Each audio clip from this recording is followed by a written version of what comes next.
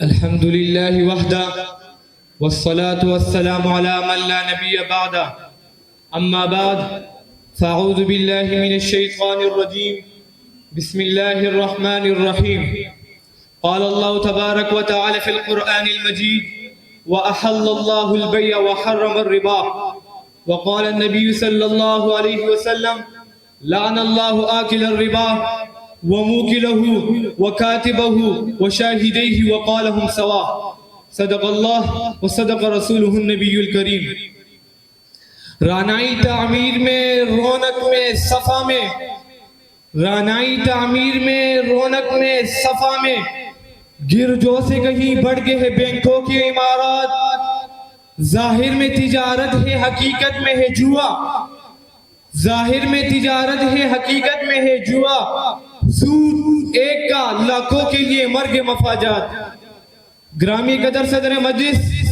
محترم اساتذہ کرام اور جامعۃ الغنی کے معزز طلباء کرام ساتھیوں، السلام علیکم ورحمۃ اللہ وبرکاتہ۔ آج میں آپ حضرات کی خدمت میں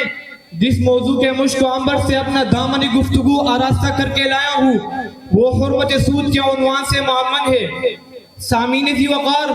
سارے عالم میں اسلام جیسا عالمگیر مذہب کوئی نہیں، اس لیے کہ اسلام نے فلاحی انسانی کی خاطر تمام انسانی معاملات کو احاطہ عدل و انصاف میں کاربند کیا۔ پھر جہاں کہیں بھی عدل و انصاف کے ذرعی اصول کے خلاف ظلم و ستم اور ناانصافی کی پرچائیاں نمودار ہوئی تو اسلام نے اس کے روک تھام کے لیے نصوص میں سے ممنوع قرار دیا اور ایسے جرائم میں ملوث افراد کو ان کے برے انجام سے خبردار کیا۔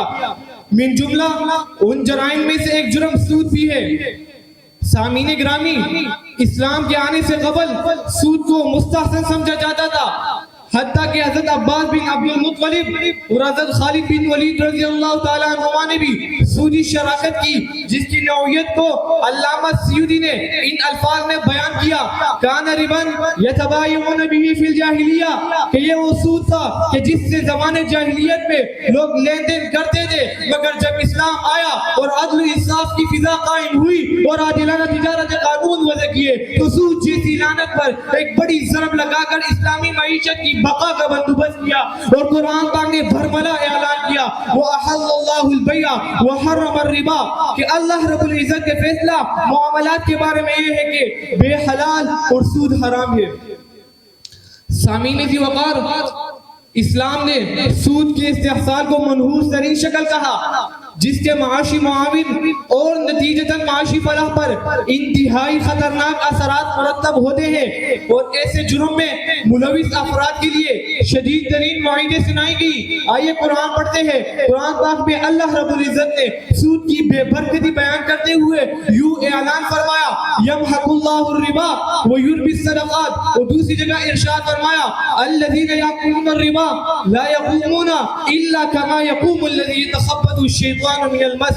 کہ سود خور قیامت کے روز اپنے قبروں سے اس شخص کے مانند اٹھیں گے کہ جسے شیطان نے چو لیا ہو، یعنی مجنون اور پاگلوں کی طرح۔ اور سورۃ بقرہ میں سود کی حرمت اور اس سے اجتناب کے حکم کے بعد ارشاد فرمایا فَإِن لَمْ تَفْعَلُوا فَأْذِنُوا بِحَرْبٍ مِّنَ اللَّهِ وَرَسُولِهِ، کہ اگر تم سودی معاملات نہیں چھوڑتے تو تم اللہ اور اس کے رسول کی طرف سے اعلان جنگ سن لو۔ یہ اعلان جنگ کسی اور گناہ پر نہیں کہا گیا کہ جو شراب پیتے ہیں یا زنا کرتے ہیں یا نماز نہیں پڑھتے ہیں یا خنزیر کا گوشت کھاتے ہیں کہ ان کے لیے اللہ کی طرف سے اعلان جنگ ہو۔ یہ اعلان جنگ کہا گیا ہے تو صرف اور صرف سود ہی کے بارے میں، کیونکہ سود ہی ایک ایسا سنگین جرم ہے جس کی وجہ سے انسان اللہ اور اس کے رسول سے کلی بغاوت پر اتر آتا ہے، اسی وجہ سے اعلان جنگ ہوا۔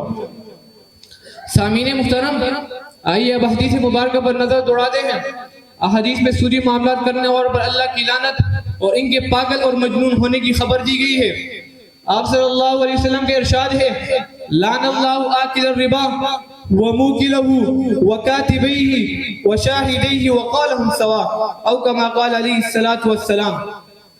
عزیزان من، اس سلسلے میں مولانا حفظ الرحمان سیوہاروی رحمۃ اللہ علیہ نے لکھا ہے کہ دراصل سود خور انسان روپیہ اور دولت کے خمار میں ایسا مست ہوتا ہے کہ وہ انسانی اخلاقی مروت، ہمدردی بلکہ انسانیت کو مہمل اور بیمانی سمجھنے لگتا ہے، دوسروں کو برباد کر کے اپنی مفاد کا حصول اس کی زندگی کا نصب العین بن جاتا ہے، اور وہ اسی تقوتوں میں پاگل کتے کی طرح مجنون اور محبوب ہو کر رہ جاتا ہے۔